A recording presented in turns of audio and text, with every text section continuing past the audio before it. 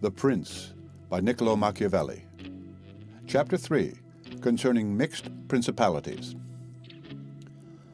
But the difficulties occur in a new principality. And firstly, if it be not entirely new, but is, as it were, a member of a state which, taken collectively, may be called composite, the changes arise chiefly from an inherent difficulty which there is in all new principalities.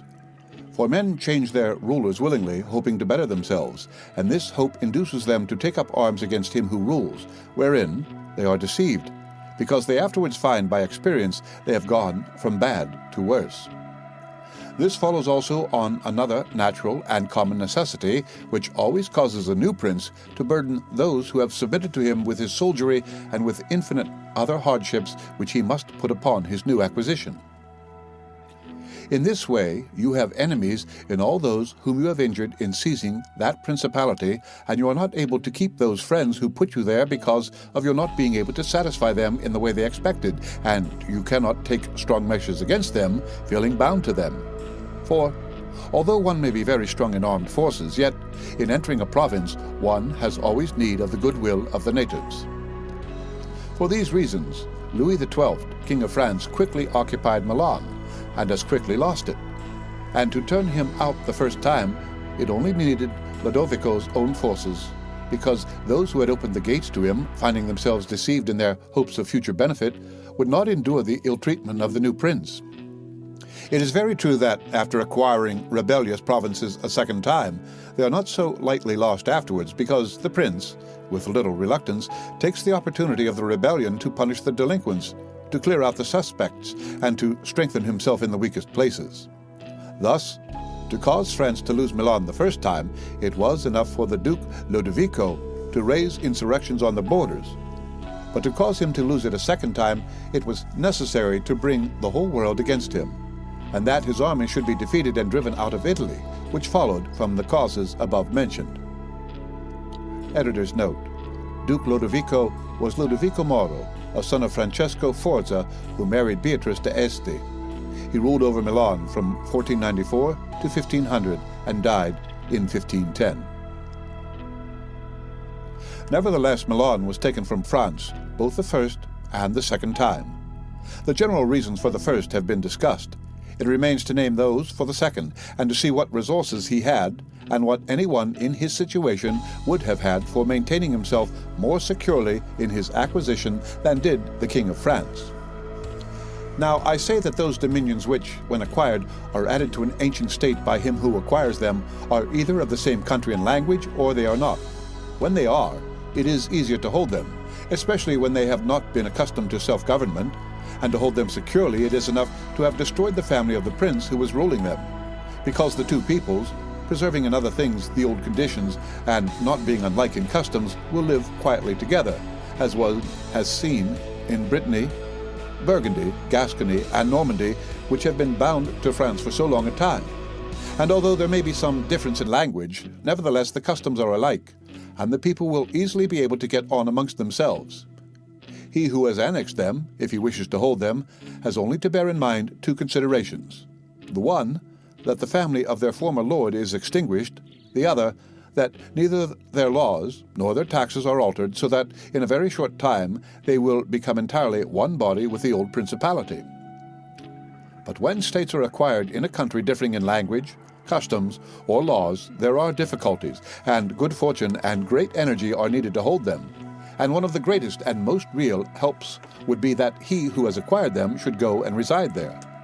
This would make his position more secure and durable, as it has made that of the Turk in Greece, who, notwithstanding all the other measures taken by him for holding that state, if he had not settled there, would not have been able to keep it, because if one is on the spot, disorders are seen as they spring up, and one can quickly remedy them. But if one is not at hand, they are heard of only when they are great, and then one can no longer remedy them. Besides this, the country is not pillaged by your officials. The subjects are satisfied by prompt recourse to the prince. Thus, wishing to be good, they have more cause to love him, and wishing to be otherwise, to fear him. He who would attack that state from the outside must have the utmost caution.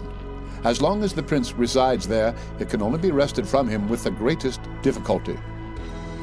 The other and better course is to send colonies to one or two places which may be as keys to that state, for it is necessary either to do this or else to keep there a great number of cavalry and infantry. A prince does not spend much on colonies, for with little or no expense he can send them out and keep them there, and he offends a minority only of the citizens from whom he takes lands and houses to give them to the new inhabitants. And those whom he offends, remaining poor and scattered, are never able to injure him, whilst the rest, being uninjured, are easily kept quiet, and at the same time are anxious not to err for fear it should happen to them as it has to those who have been despoiled. In conclusion, I say that these colonies are not costly, they are more faithful, they injure less, and the injured, as has been said, being poor and scattered, cannot hurt. Upon this one has to remark that men ought either to be well treated or crushed, because they can avenge themselves of lighter injuries, of more serious ones they cannot. Therefore, the injury that is to be done to a man ought to be of such a kind that one does not stand in fear of revenge. But in maintaining armed men there in place of colonies, one spends much more, having to consume on the garrison all the income from the state, so that the acquisition turns into a loss, and many more are exasperated, because the whole state is injured. Through the shifting of the garrison up and down, all become acquainted with hardship, and all become hostile, and they are enemies who, whilst beaten on their own ground, are yet able to do hurt. For every reason, therefore, such guards are as useless as a colony is useful. Again, the prince who holds a country, differing in the above respects, ought to make himself the head and defender of his less powerful neighbors, and to weaken the more powerful amongst them, taking care that no foreigner as powerful as himself shall by any accident get a footing there. For it will always happen that such a one will be introduced by those who are discontented, either through excessive ambition or through fear, as one has seen already. The Romans were brought into Greece by the Aetolians, and in every other country where they obtained a footing, they were brought in by the inhabitants. And the usual course of affairs is that, as soon as a powerful foreigner enters a country, all the subject states are drawn to him, moved by the hatred which they feel against the ruling power. So that in respect to those subject states, he has not to take any trouble to gain them over to himself, for the whole of them quickly rally to the state which he has acquired there. He has only to take care that they do not get hold of too much power and too much authority, and then with his own forces, and with their goodwill, he can easily keep down the more powerful of them, so as to remain entirely master in the country. And he who does not properly manage this business will soon lose what he has acquired, and whilst he does hold it, he will have endless difficulties and troubles. The Romans, in the countries which they annexed, observed closely these measures. They sent colonies and maintained friendly relations with the minor powers, without increasing their strength. They kept down the greater and did not allow any strong foreign powers to gain authority. Greece appears to me sufficient for an example. The Achaeans and the Aetolians were kept friendly by them. The kingdom of Macedonia was humbled. Antiochus was driven out, yet the merits of the Achaeans and Aetolians never secured for them permission to increase their power. Nor did the persuasions of Philip ever induce the Romans to be his friends without first humbling him. Nor did the influence of Antiochus make them agree that he should retain any lordship over the country.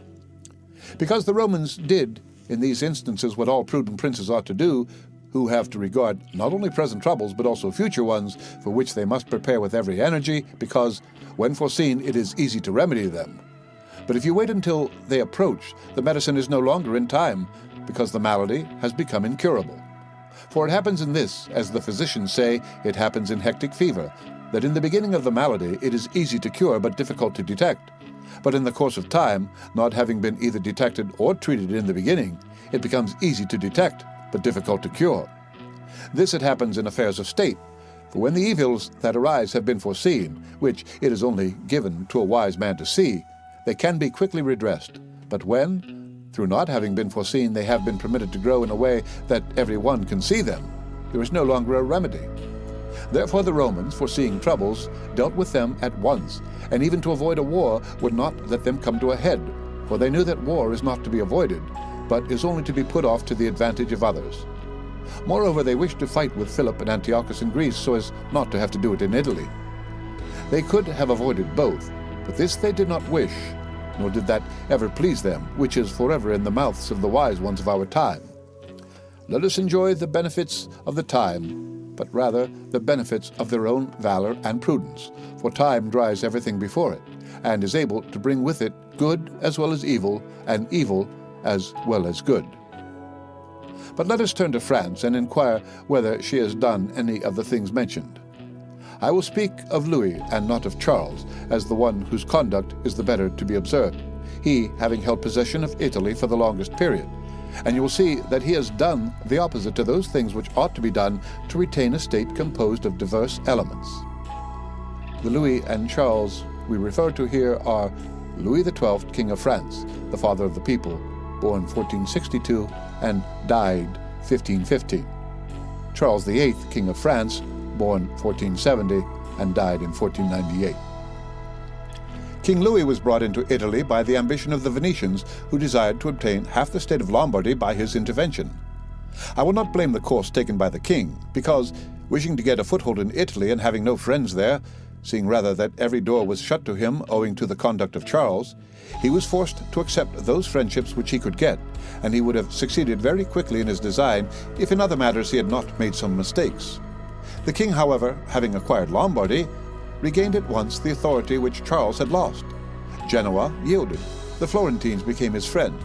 The Marquis of Mantua, the Duke of Ferrara, the Bentivogli, my Lady of Forli, the lords of Faenza, of Pesaro, of Rimini, of Camarino, of Piombino, the Lucchesi, the Pisans, the Sienese. Everybody made advances to him to become his friend.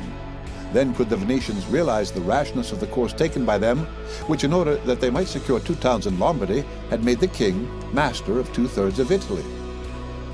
Let anyone now consider with what little difficulty the king could have maintained his position in Italy had he observed the rules above laid down, and kept all his friends secure and protected. For although they were numerous, they were both weak and timid, some afraid of the church, some of the Venetians, and thus they would always have been forced to stand in with him, and by their means he could easily have made himself secure against those who remained powerful. But he was no sooner in Milan than he did the contrary by assisting Pope Alexander to occupy the Romagna. It never occurred to him that by this action he was weakening himself, depriving himself of friends and of those who had thrown themselves into his lap, whilst he aggrandized the church by adding much temporal power to the spiritual, thus giving it greater authority. And having committed this prime error, he was obliged to follow it up, so much so that, to put an end to the ambition of Alexander and to prevent his becoming the master of Tuscany, he was himself forced to come into Italy. And as if it were not enough to have aggrandized the church and deprived himself of friends, he, wishing to have the kingdom of Naples, divides it with the king of Spain, and where he was the prime arbiter in Italy, he takes an associate so that the ambitious of that country and the malcontents of his own should have somewhere to shelter. And whereas he could have left in the kingdom his own pensioner as king, he drove him out, to put one there who was able to drive him, Louis, out in turn. The wish to acquire is, in truth, very natural and common, and men always do so when they can, and for this they will be praised, not blamed. But when they cannot do so, yet wish to do so by any means, then there is folly and blame. Therefore, if France could have attacked Naples with her own forces, she ought to have done so. If she could not, then she ought not to have divided it. And if the partition which she made with the Venetians in Lombardy was justified by the excuse that by it she got a foothold in Italy, this other partition merited blame, for it had not the excuse of that necessity. Therefore, Louis made these 5 errors. He destroyed the minor powers. He increased the strength of one of the greater powers in Italy. He brought in a foreign power. He did not settle in the country. He did not send colonies. Which errors, had he lived, were not enough to injure him had he not made a 6th by taking away their dominions from the Venetians, because had he not aggrandized the church, nor brought Spain into Italy, it would have been very reasonable and necessary to humble them. But having first taken these steps, he ought never to have consented to their ruin, for they, being powerful, would always have kept off others from designs on Lombardy, to which the Venetians would never have consented except to become masters themselves there. Also because the others would not wish to take Lombardy from France in order to give it to the Venetians, and to run counter to both, they would not have had the courage. And if anyone should say, King Louis yielded the Romagna to Alexander and the kingdom to Spain to avoid war, I answer for the reasons given above that a blunder ought never to be perpetrated to avoid war, because it is not to be avoided, but is only deferred to your disadvantage. And if another should allege the pledge which the king had given to the Pope, that he would assist him in the enterprise in exchange for the dissolution of his marriage, and for the cap to Rouen, to that I reply, what I shall write later on concerning the faith of princes and how it ought to be kept. Editorial note: Louis XII divorced his wife Jean, daughter of Louis XI, and married in 1499 Anne of Brittany, widow of Charles VIII, in order to retain the Duchy of Brittany for the crown.